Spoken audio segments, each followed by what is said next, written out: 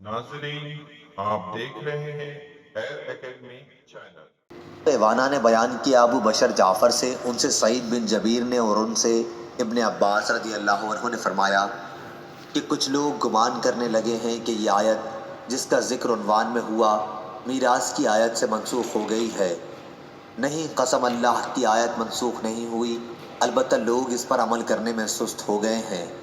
ترکے کے لینے والے دو طرح کے ہوتے ہیں، ایک تو وہ جو خود وارث ہوں، اس کو تو چٹانے کا حکم ہے، عزیزوں، یتیموں اور محتاجوں کو جو تقسیم کے وقت آ جائیں۔ دوسرا جو خود وارث نہ ہو، اس کو نرمی سے جواب دینے کا حکم ہے، وہ یوں کہے میاں میں تم کو دینے کا اختیار نہیں رکھتا۔ صحیح بخاری حدیث نمبر 2759۔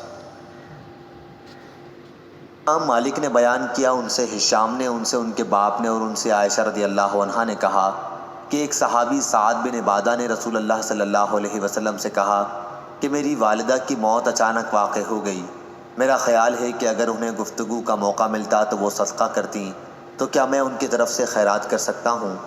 آپ صلی اللہ علیہ وسلم نے فرمایا کہ ہاں، ان کی طرف سے خیرات کر۔ صحیح بخاری حدیث نمبر 2760۔ مالک نے خبر دی ابن شہاب سے، انہیں عبید اللہ بن عبداللہ نے اور انہیں ابن عباس رضی اللہ عنہ نے، کہ سعد بن عبادہ رضی اللہ عنہ نے رسول اللہ صلی اللہ علیہ وسلم سے مسئلہ پوچھا۔ انہوں نے عرض کیا کہ میری ماں کا انتقال ہو گیا ہے اور اس کے ذمے ایک نظر تھی۔ آپ صلی اللہ علیہ وسلم نے فرمایا کہ ان کی طرف سے نظر پوری کر دے۔ صحیح بخاری حدیث نمبر 2761۔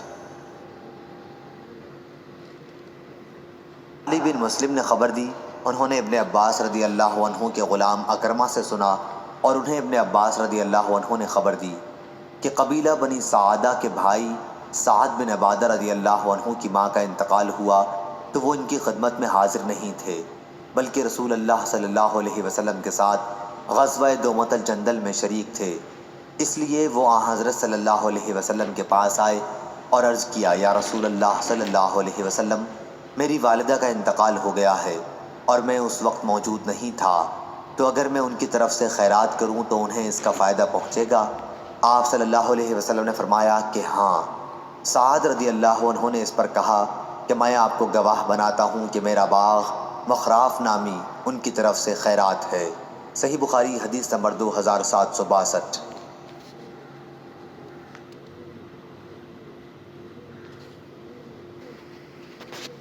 ابن نے خبر دی ظاہری سے کہ عروہ بن زبیر رضی اللہ عنہ ان سے حدیث بیان کرتے تھے۔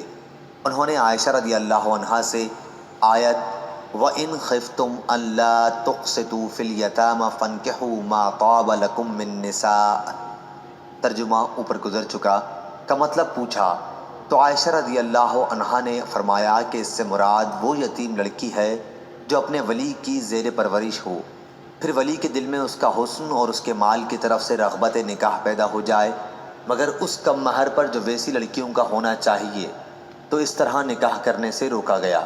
لیکن یہ کہ ولی ان کے ساتھ پورے مہر کی ادائیگی میں انصاف سے کام لیں تو نکاح کر سکتے ہیں، اور انہیں لڑکیوں کے سوا دوسری عورتوں سے نکاح کرنے کا حکم دیا گیا۔ عائشہ رضی اللہ عنہا نے بیان کیا کہ پھر لوگوں نے رسول اللہ صلی اللہ علیہ وسلم سے پوچھا تو اللہ عز و جل نے یہ آیت نازل فرمائی کہ آپ سے لوگ عورتوں کے متعلق پوچھتے ہیں، آپ کہہ دیں کہ اللہ تمہیں ان کے بارے میں ہدایت کرتا ہے۔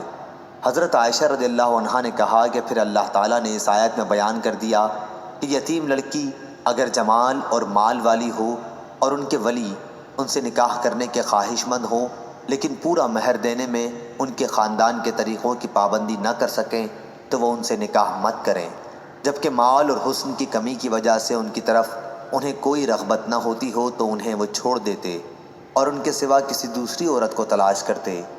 راوی نے کہا جس طرح ایسے لوگ رغبت نہ ہونے کی صورت میں ان یتیم لڑکیوں کو چھوڑ دیتے، اسی طرح ان کے لیے یہ بھی جائز نہیں کہ جب ان لڑکیوں کی طرف انہیں رغبت ہو تو ان کے پورے مہر کے معاملے میں اور ان کے حقوق ادا کرنے میں انصاف سے کام لیے بغیر ان سے نکاح کریں۔ صحیح بخاری حدیث نمبر 2763۔